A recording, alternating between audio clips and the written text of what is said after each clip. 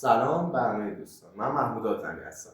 داخل این سری ویدیو ما میخوایم درس ریز پردازنده و زبان اصلی ویدیو به طور خلاصه با هم دیگه بررسی کنیم. تعداد ویدیو رو میخوام تا جایی که میشه کم کنم و حتی به مطالبی که میخوام آموزش بدم و به مطالب مفید خلاصه کنم که اگه یک شب مونده به امتحانتون یا تایمی ندارید برای خوندن بتونید با دیدن این ویدیو نمره قابل قبولی از امتحان بیارید. از بحث اول میخوام شروع کنیم. یه مروری کنیم بر معماری کامپیوتر. اگه بخوام از اولین بحثمون شروع کنیم بعد با مفهوم دیجیتال سیگنال استارتش رو بزنیم که سیگنال یه نمودار دو مقداریه. سیگنال منتظم دیجیتالی یه نمودار دو مقداریه که این نمودار از 0 و 1 تشکیل شده. 0 و 1 ما چی هم؟ مقدار سطح ولتاژ ما که اگه بخوایم اینو واسش نمودارش رو بکشیم چین نموداریه 1 0 1 0 1 0. این مقدار یکی که داریم ما اینجا به معنی ولتاژ 1 ولت یا 3.3 ولت هستش. این مقدار صفری هم که ما داریم به معنای 0 ولتاژ باشه. اگه بخوایم بعدا اینا شکل رسم کنیم، شکلی که داریم به این صورته. اگه بخوایم با 3.3 داشته باشیم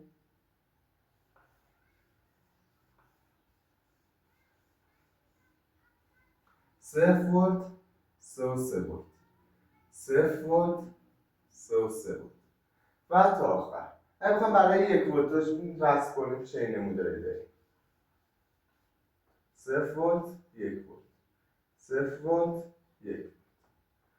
این شکلی که ما داریم. این از مفهوم دیجیتال.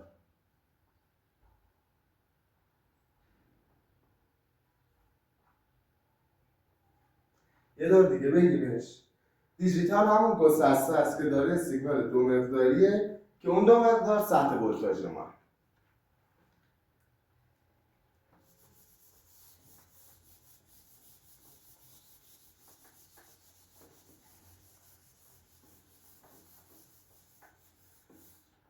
بعد این مفهوم رو بریم سراغ گیت ها. گیت هایی که داریم 5 تان که هر کدوم به این صورت هست. از گیت اولمون شروع می‌کنیم.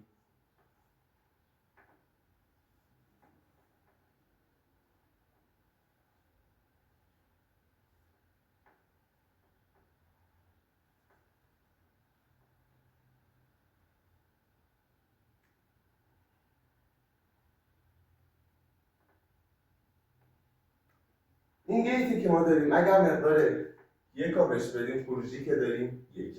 و همچنین اگر مقدار 0 رو بهشون بدیم مقدار خروجیمون 0.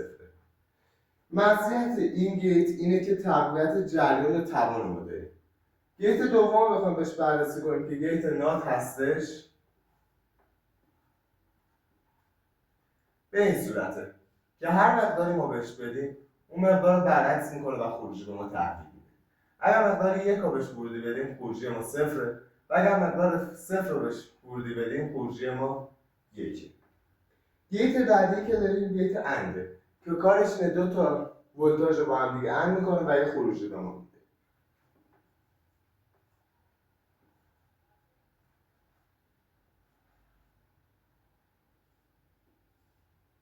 این ورودی ما که x1 و x2 هستش رو ما بهش به عنوان ورودی میدیم و اون به ما یک خروجی به عنوان y میده. گیت بعدی که ما داریم گیت آره.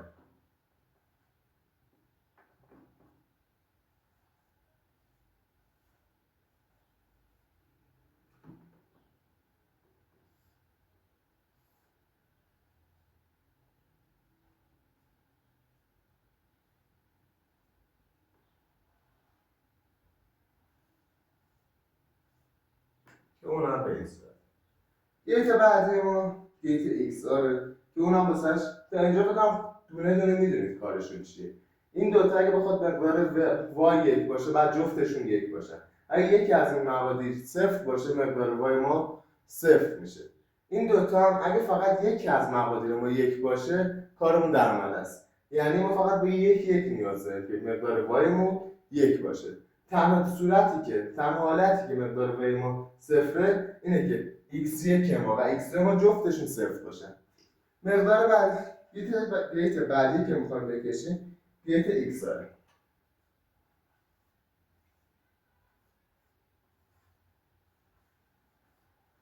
کن گیت ما به این صورت.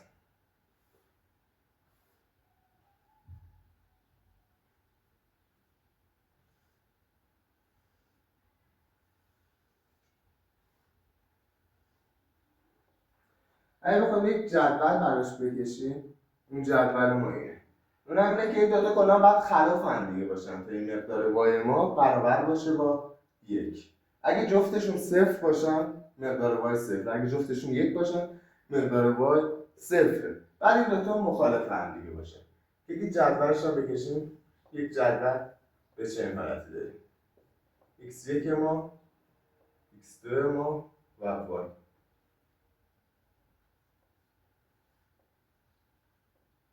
اگر x1 مون صفر باشه، y مون صفر باشه، x2 مون صفر باشه، y مون برابر با صفر. اگر x1 ما صفر باشه، x2 ما 1 باشه، y مون به خاطر اینکه این دوتا مخالف هم دیگه هم برابر با 1. اگه x1 ما 1 باشه، x2 ما صفر باشه، بازم به خاطر اینکه این دوتا مخالف هم دیگه هم y مون برابر با 1. ولی اگه جفتشون 1 باشن، مقدار y ما صفر.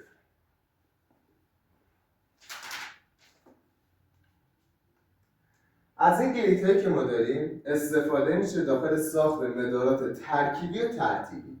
حالا مدارات ترکیبی چی هستند؟ مداراتی که ورودی و خروجی مستقلی دارن. یعنی ما ورودی که میخوایم بدیم از خروجی ما منشأ نمیگیره، یعنی خروجی ما وابسته به ورودیمون نیست. ولی مدارات ترتیبی مدارات حافظه داره، چون از مقادیر قبلی هم استفاده میکنه. حالا ما اینا رو به صورت مثال براتون توضیح میدم.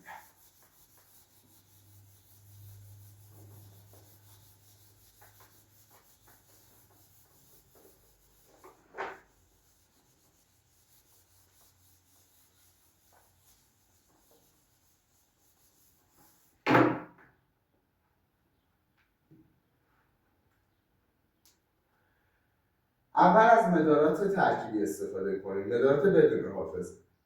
این مدارات چند تا مثال هم واسش بزنم. این مدارات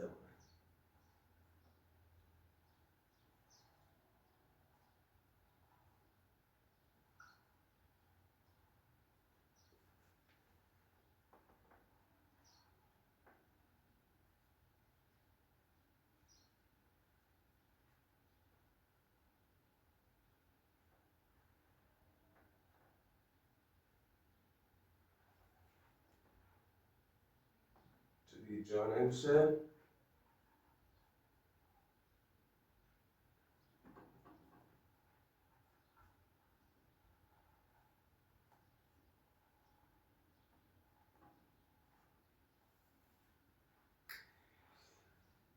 این مداراتی که من اینجا نوشتم مدارات ترکیبی و بدون حافظه. بخوام حالا واسهتون بگم، همونجور که گفتم این مدارات بدون حافظن، یعنی خروجی ما وابسته به ورودیمون نیست. درست؟ به این صورته.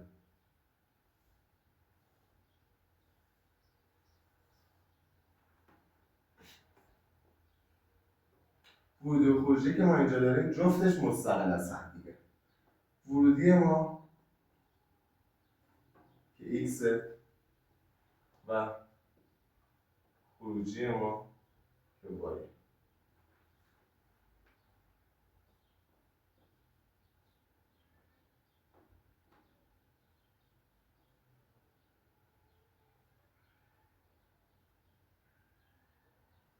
فرق نداره ما ورودیمون چی باشه، خروجیمون مستقله، همچنین ورودی ما از خروجیمون مستقله. این مدارات رو واسهتون توضیح دادیم. بریم سراغ مدارات ترتیبی حافظه دار. این مدارات چون از مقدار قبلی خروجی برای خروجی جدید استفاده میکنن، بهشون میگن مدارات حافظه دار.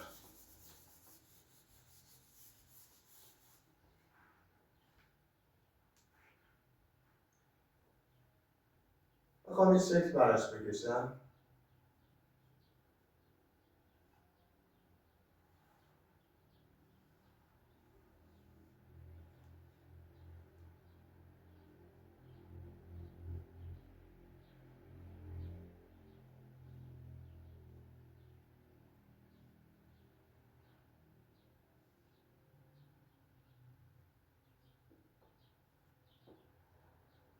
بد نوشتمش.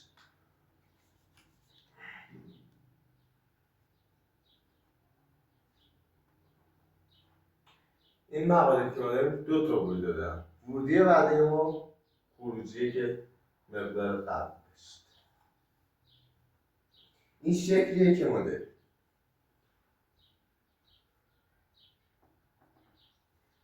به خاطر اینکه داخل این مدارات از خروجی داخل ورودی استفاده میشه، ما بهشون میگیم مدارات حافظه‌دار ترتیبی، مثل فیلیپ پلاپا، مثل شیفرجسترها، مثل ریجسترها.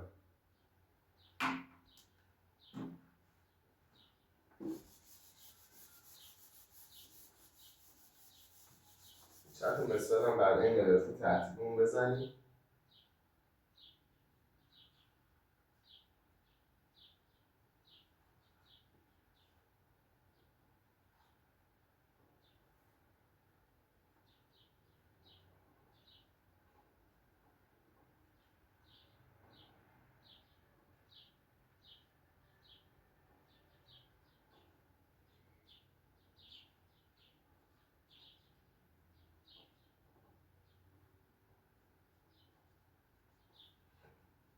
مداراتی که ما اینجا نوشتیم مدارات ترتیبیه.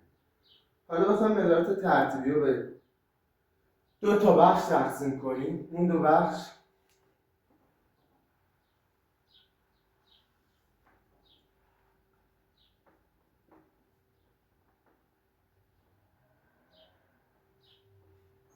مدارات سنکرون که همزمان و آن سنکرون که غیر همزمان. ما با سنکرون کار داریم اینجا.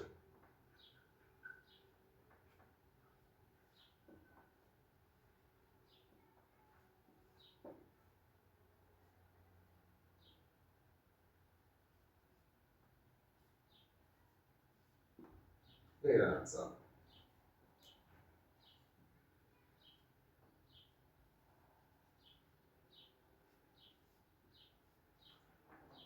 کاری که ما داریم با مدار سنکرون.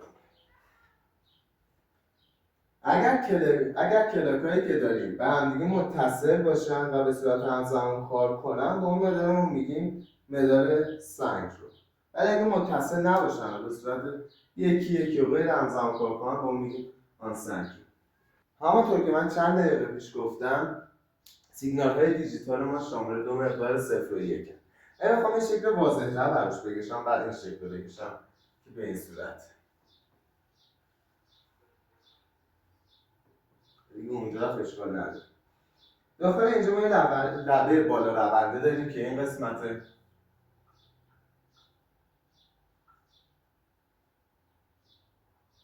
و همچنین یک لبه پای رونده داریم که این قسمت.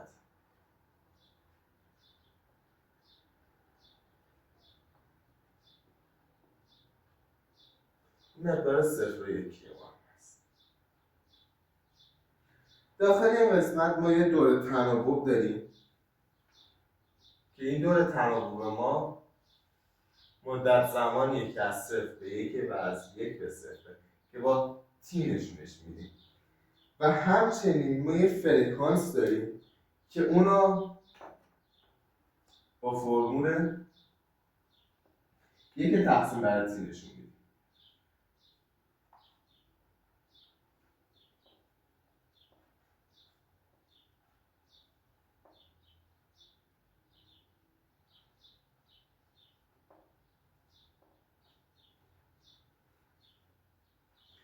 قطعات دیجیتالی که ما داریم، قطعات دیجیتال سنکرونی که ما داریم، 2 مدلن: حساس به لبه و حساس به سر. که حساس به لبه‌ای که داریم هم 2 تا، لبه بالا رونده و لبه پایین رونده. اینا واسهتون بخوام بکشم.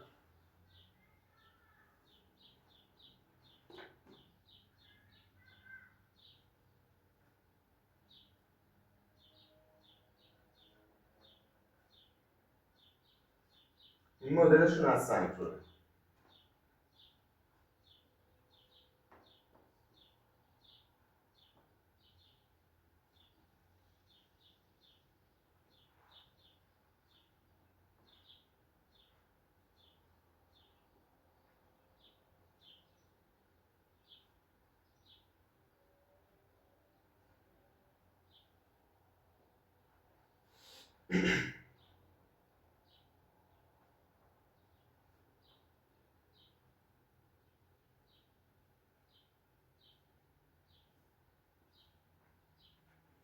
قطعات دیجیتال سنترون ما این دوتا. از اولین فلیپ فلاپ شروع کنیم. دی فلیپ فلاپ.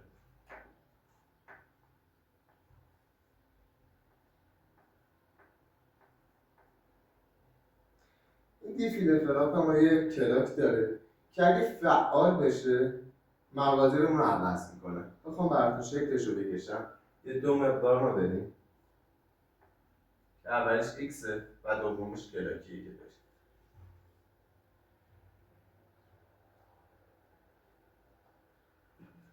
و خروجی ما.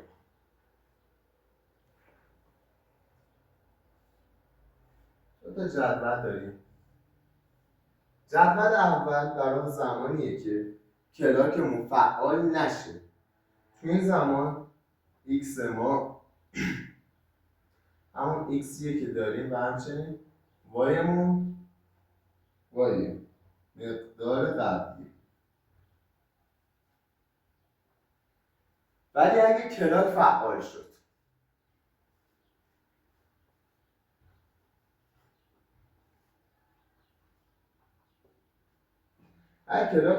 مقادیرمون عوض میشه.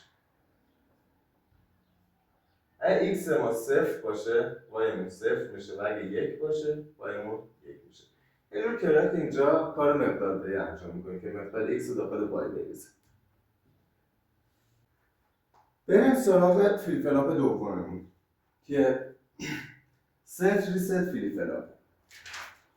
فلیپ فلاپ ها میتونن یه پایه پاک کننده ریست داشته باشن که اگه این پایه فعال باشه خروجیمون برابر صفره. بخوام اینجا شکلش رو بکشم به این صورت. ما 3 تا پایه ورودی داریم و یک پایه خروجی که S، ریست، کلاک و وای. من نمودارش هم به این صورت SR. اسمون صفر باشه آرمون صفر باشه وایمون صفر میشه. اگه اسمون یک باشه آرمون صفر باشه وایمون برابر یک میشه. اگه اسمون صفر باشه آرمون یک باشه مقدار وایمون برابر بود صفر میشه. و همچنین اگه اسم ما یک باشه آرمون یک باشه مقدار وای ما وابسته به طراحی قطعه و اولویت بین اس و آره. یعنی داخل این حالت ما باید ببینیم که داخل اولویت بندی اس نسبت به آر اولویت داره یا برعکس.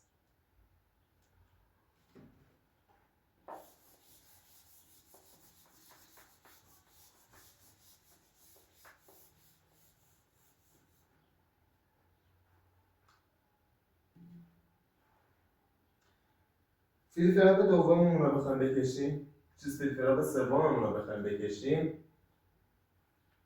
این فلیپ فلاپ.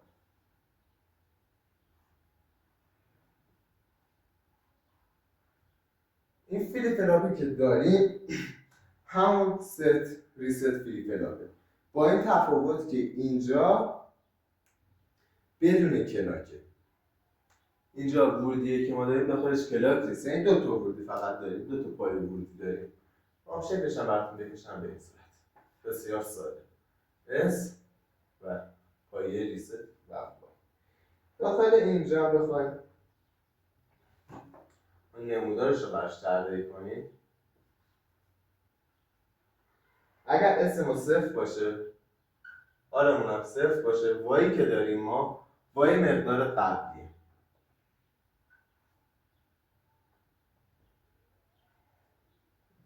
اگر اسمون یک باشه آرمون صفر باشه وایی که داریم مقدارش یک. همچنین اگر اسمون صفر باشه آرمون یک باشه مقدار وای ما برابر با صفره. و اگر اینا جفتشون یک باشن بازم مقدار وای ما نامعینه، وابسته به اولویته که اس نسبت به آر اولویت داره یا برعکسش. بریم سراغ مبحث بعدی. از بیت شروع میکنیم. بیت که اگه همونجور که یادتون مونده داخل درس مدار منطق و معماری کامپیوتر کلی بهش پرداخته شده. کوچکترین برد حافظه است که صرفا یک رقم باینری صفر یا یک رو میتونه داشته باشه. باید هر 8 بیت پشت سر همدیگه رو 1 بایت میگن. یعنی اگه ما 8 بیت داشته باشیم 1 1 1 این 8 بیت پشت سر همدیگه 1 بایت رو تشکیل میدن.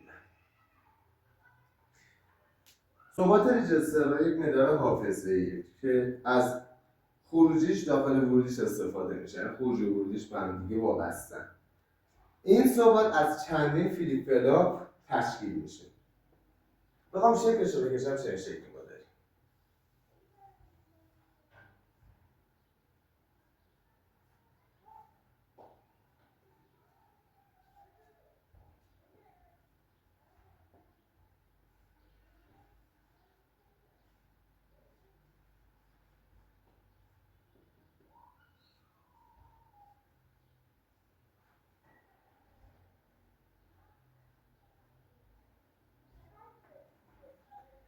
اگر لود مقدار بگیره خروجی این به بعدی منتقل میشه.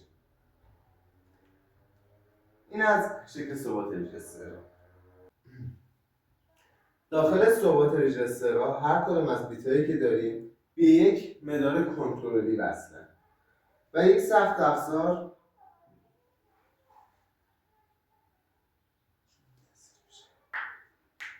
داخل ثبات رجسترها هر کدوم از بیتایی که ما داریم به یک مدار کنترلی وصلن که به یک سخت افزار خروجی متصل میشن.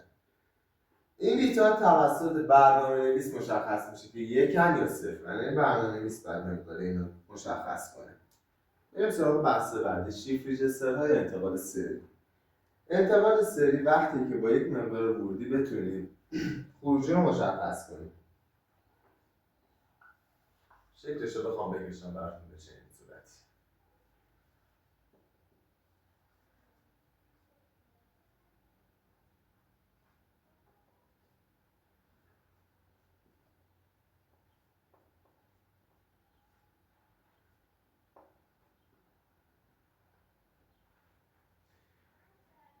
از انتقال سری داخل پورت‌های USB و لن‌ها استفاده میشه. انتقال موازی سرعت بیشتری داره ولی انتقال سری از قطعات کمتری ساخته شده، به خاطر همین بهینه‌تره. ما اگه بخوایم سرعت انتقال سری رو بالا ببریم با بالا بردن کلاک میتونیم اونو انجام بدیم و سرعت انتقالمون رو تا حد امکان بتونیم بالا ببریم. بحث اول ما تموم شد. امیدوارم مطالب رو به طور کامل فهمیده باشید و همچنین استفاده لازم رو برده باشید. تا فیلم دیگه، خدا نگهدار.